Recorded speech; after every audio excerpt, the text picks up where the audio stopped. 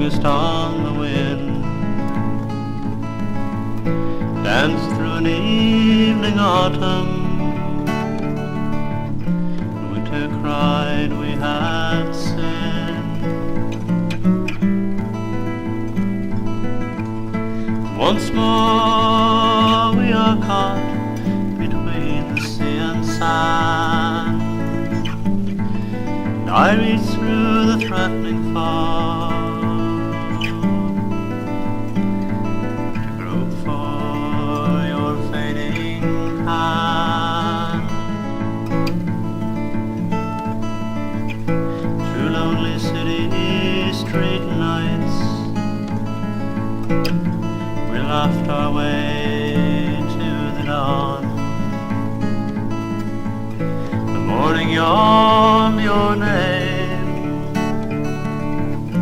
touched your skin with her song. Now I stand ashore alone, watching seagulls out at sea,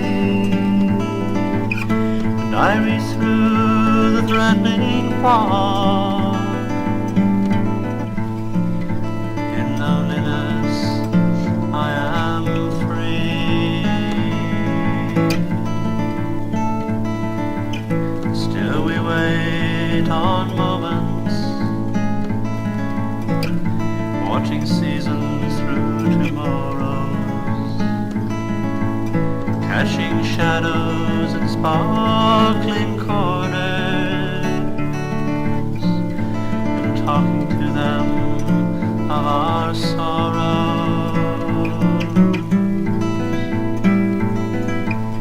Now I stand barefoot amidst the breakers,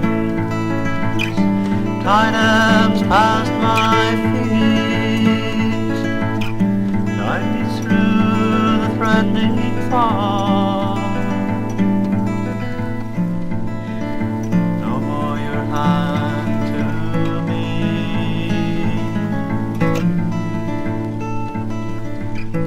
yet we shared our yesterdays, and memories linger on.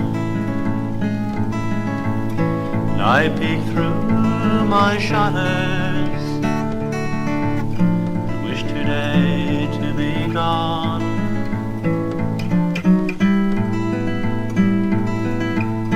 So I stand upon the cliffs, the tide rolls back upon the sands, and I reach through the thinning fog to clutch your groping hand.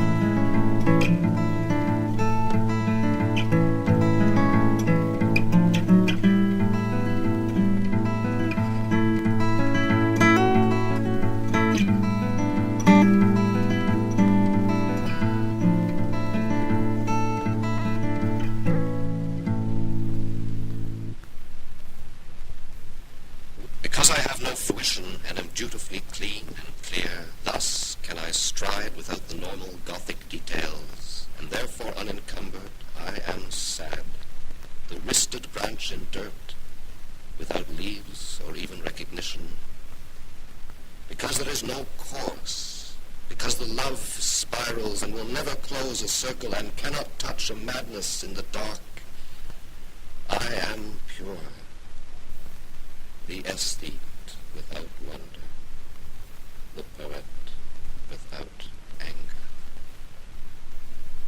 Because it has been said that there are greater things than metaphysics, and because my finger, now adorned and thorn, must take your hair and eyes without a joyful bruise, because I now am asked to lose the sand of earlier collections, clutching instead Petrock and his one-dimensioned wood.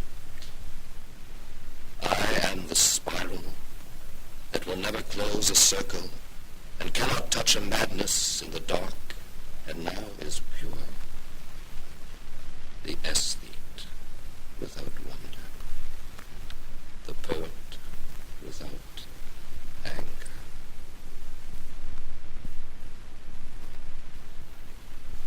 smitten with the dark, my friend, and now moving against the white a unity is there. She lends a motion to the night. Silent figure in the silent world of midnight snow and hour. The moment passes, a latent thought blossoms, bud to flower. I too once walked alone, the same. The night could not have cared that I had whispered icy breaths. Love once, it must be shared. They fell like snow, the melting sounds. They seemed forgotten in the air. The single figure dreamt she found peace in being there. In my hand is held a window pane through which my eyes can feel the outside world. A forest divided from me by a river is held in yellow stalks of winter grass. The toadstool trees have leaves of moldy green, and on their chalk gray stalks they fold together. A dull glare of considered ice reflects back to the trees their image of conceit. All this I see through rains of pretending snow.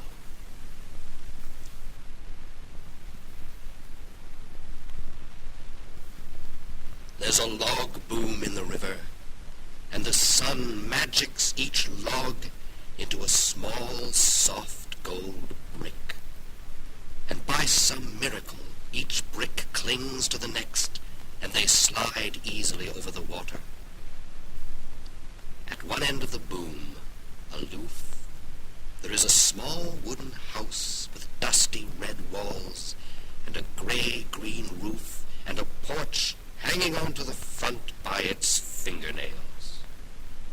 I would like to own that house. One morning, in the sun, I would haul in the anchor, green with river bottom, and the house and I, our gold in tow, would drift slowly downstream past the farms and the towns and the rumbling cities till the sea comes waving up to greet us. And we, the house and I, would slip over the sandbars and wind our way out till the shore fades and we are alone, the house and I, and the green, deep song of the sea. Sad. Our sunset today is yesterday, and how it takes me back. When the sun sets in that peculiar cloud-streaked way, red in the middle of red, foolishly I almost feel you turning the corner, walking my way. And in my red sweater, in the red sunset, I wait, and the sun bleeds slow. And in the dark, I turn, leaving small red footprints under the street lamps.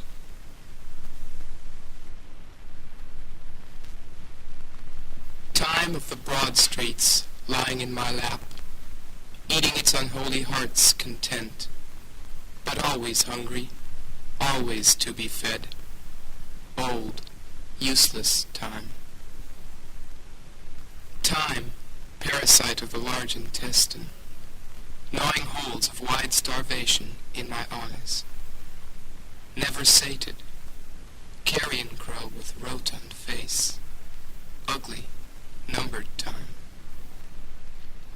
Time is laughing human tears to shreds, ticking anguish, gorging sadness, picking flesh from wasted corpses, masked, amoral time.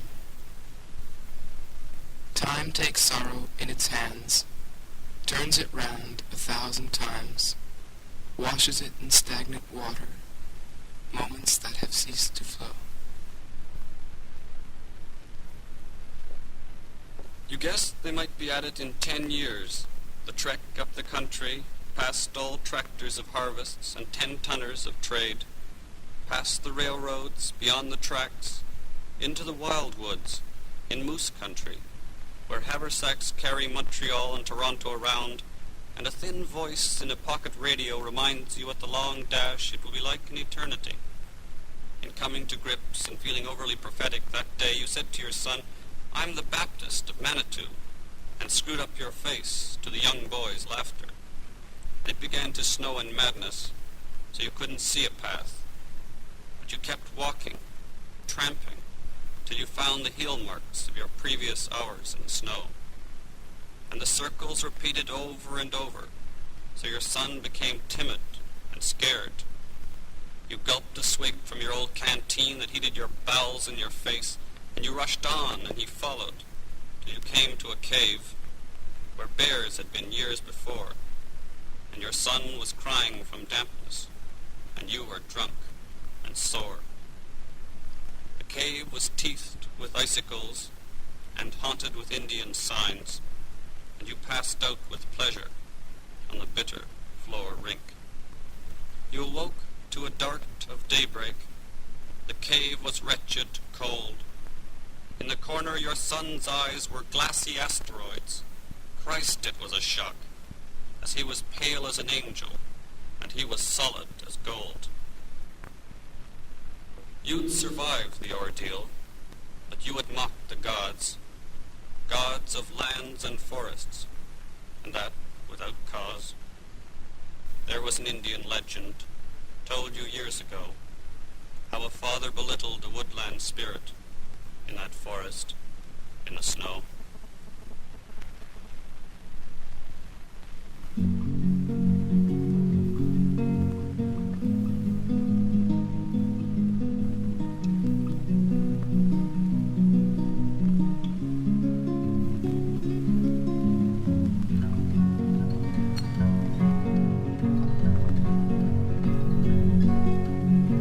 I was a stranger in a strange land, and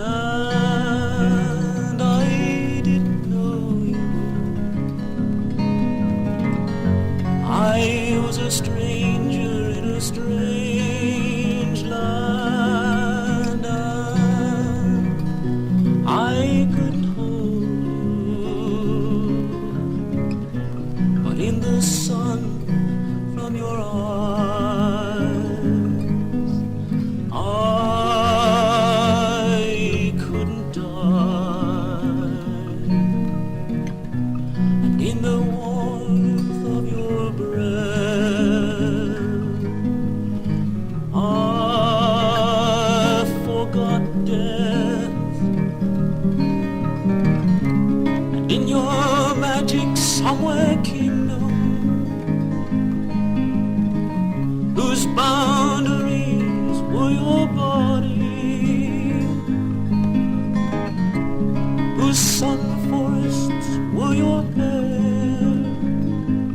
I knew I didn't care. I was a stranger.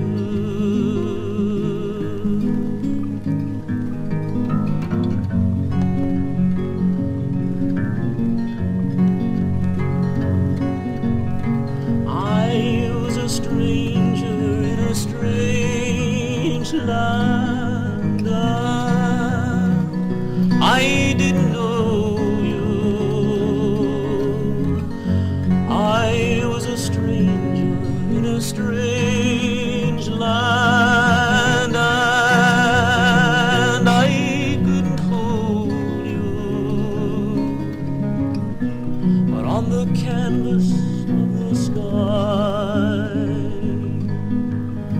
I saw your eyes, like the waves of the sea. You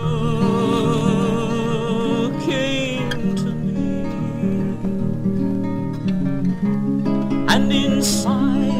magic kingdom, whose sculptures were our bodies, whose symphonies were our songs. I tried to stay too long. I was a stranger.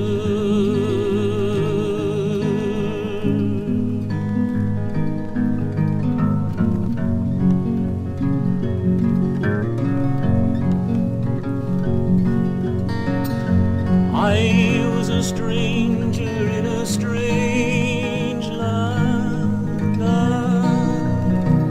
I didn't know you. I was a stranger in a strange land. I couldn't hold you. Now in the mist of your eyes, I've died too often in the chill of your breath. I've lived with death, and outside your somewhere kingdom, whose boundaries hide your body, whose sun forests dim your hair. I know I should have cared. I was a stranger.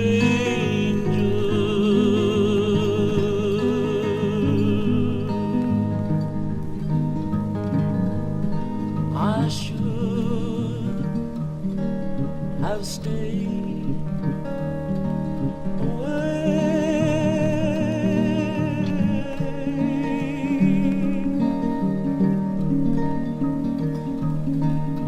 I was a stranger.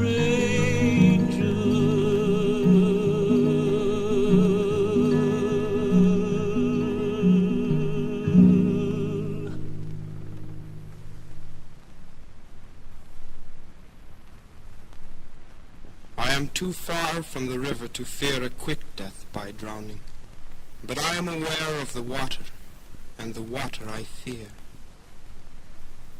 I hear the music the river makes, rising and falling, falling.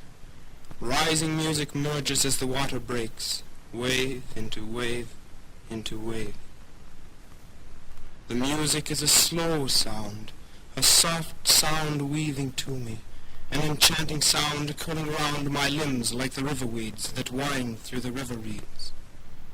The music is a dull sound, a flat sound pressing to me, a dead sound binding my body in the chilled water damp the water breathes. And I am not too far from the river to fear the water's movement.